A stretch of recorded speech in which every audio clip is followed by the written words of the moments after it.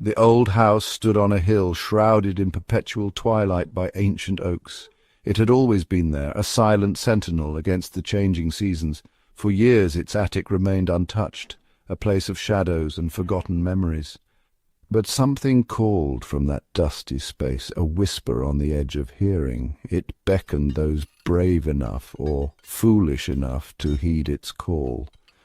I had always been drawn to the unknown, the mysteries that lay hidden in the dark corners of the world. So, when the rumours of the old house on the hill reached me, I knew I had to see it for myself.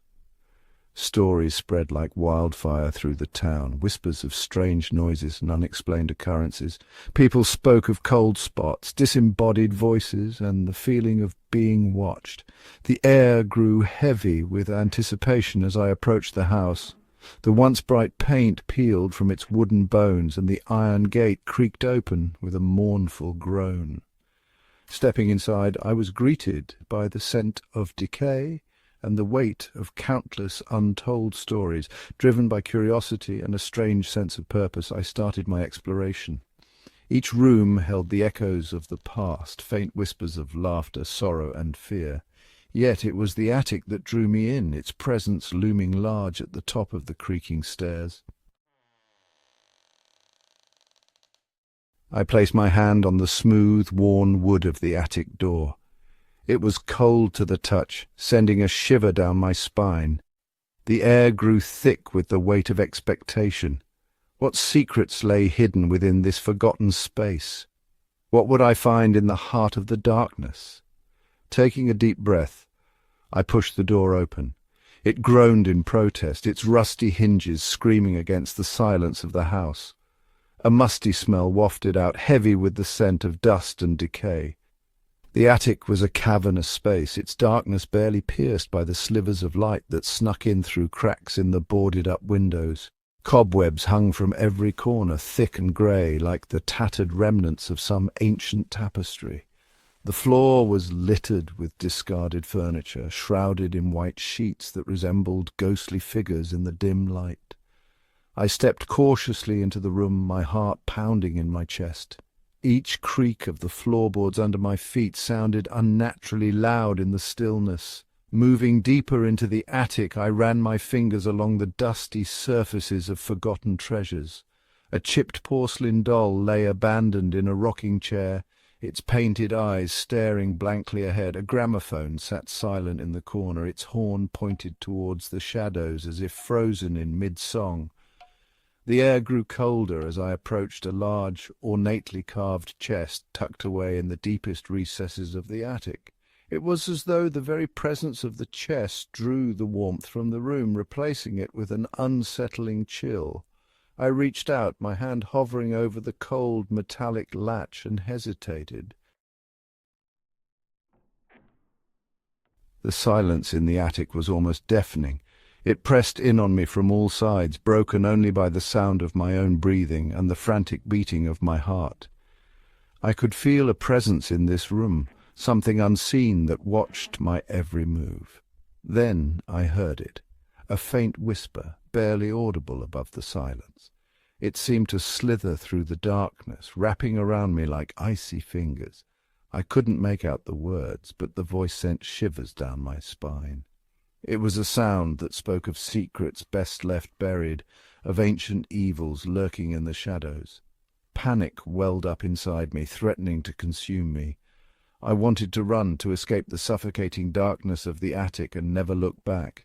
But something held me there, rooted to the spot. Was it fear or morbid curiosity? Taking a shaky breath, I forced myself to confront the source of the whispers. I turned slowly, my gaze sweeping across the darkened room, searching for any sign of movement. The shadows seemed to deepen, twisting and contorting at the edges of my vision. My heart pounded in my ears as I strained to listen. The whispers came again, closer this time, more insistent. They seemed to be coming from the far end of the attic, near a pile of discarded paintings that leaned against the wall.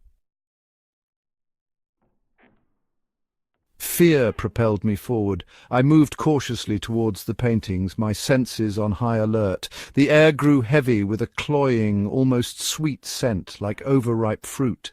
It was nauseating, suffocating. As I neared the paintings, the whispers intensified, transforming into a low growl that seemed to vibrate through the floorboards. I could feel my heart hammering against my ribs, my breath coming in short, shallow gasps. One of the paintings, a portrait of a young woman with hauntingly sad eyes, was slightly askew.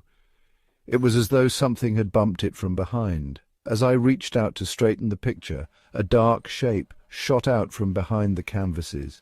It was a blur of movement, too fast for my eyes to follow. I stumbled back, tripping over a loose floorboard and falling to the ground with a thud.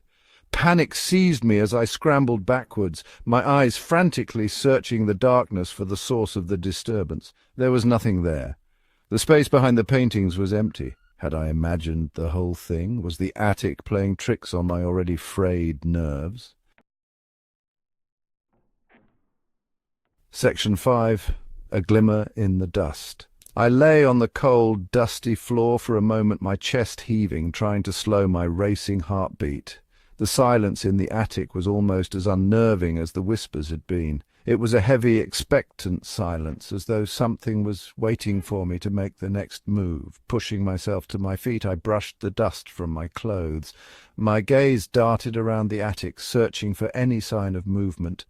The whispers were gone, but the feeling of being watched remained. As I turned to leave, a glint of metal caught my eye. It was lying on the floor near the chest, half hidden in the shadows. I bent down to pick it up, my fingers closing around a small silver locket. The locket was cold to the touch, its surface tarnished with age. It was heart-shaped and engraved with an intricate design. Curiosity got the better of me, and I carefully pried it open.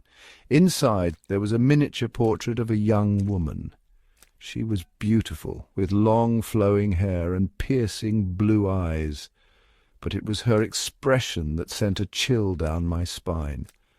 Her face was contorted in a silent scream, her eyes wide with terror. A cold dread washed over me as I stared at the locket. Who was this woman, and what had she seen in the attic all those years ago? Was her terror somehow connected to the unseen presence that haunted this place? Suddenly, the attic seemed to grow colder. The air grew thick and difficult to breathe. The hairs on the back of my neck stood on end as a wave of primal fear coursed through me. Then I saw it. A pair of glowing white eyes materialized in the darkness near the chest. They were inhuman, predatory, filled with an ancient hunger that sent shivers down my spine. The locket slipped from my numb fingers and clattered to the floor. I couldn't tear my gaze away from those eyes. They seemed to bore into me, seeing my deepest fears, my most primal instincts. A low growl vibrated through the air, shaking the very foundation of the house. The eyes began to move, floating towards me, detached from any discernible body. Panic seized me, threatening to overwhelm me. I stumbled back, my foot catching on a loose floorboard. I fell, crashing to the ground, my eyes never leaving the glowing orbs that were slowly advancing towards me. Adrenaline surged through me, overriding the paralyzing fear that threatened to consume me. I scrambled to my feet, my lungs burning as I gasped for air. Turning, I ran towards the attic door, my heart pounding in my chest. The floorboards creaked and groaned under my weight as I fled, the sound of my own panicked breathing echoing in my ears. I didn't dare look back, terrified of what I might see, the glowing eyes, the growls, the feeling of dread that permeated the very air I breathed. It was all too much. I slammed against the attic door, fumbling with the latch in my haste to escape. My fingers trembled, refusing to cooperate. The growls were closer now, right behind me, and I could feel the heat of its unseen breath on my neck. Finally, the latch gave way, and I threw the door open, tumbling out into the hallway. I didn't stop, didn't dare to look back as I fled down the stairs, each step a desperate prayer for escape. Sunlight. I had never been so grateful for the blinding light of day. I stumbled out of the house and into the cool, fresh air, gasping for breath as if I had been drowning. My legs gave way beneath me, and I collapsed onto the overgrown lawn, my body racked with tremors. I never went back to the house on the hill. The memory of that day, of the chilling whispers, the glowing eyes, and the overwhelming sense of dread stayed with me long after I had convinced myself it was all a bad dream. But some nightmares linger, refusing to be confined to the darkness. I still sometimes wake in the dead of night, heart pounding, convinced I can hear the echo of those inhuman growls, feel the heat of those unseen eyes on me.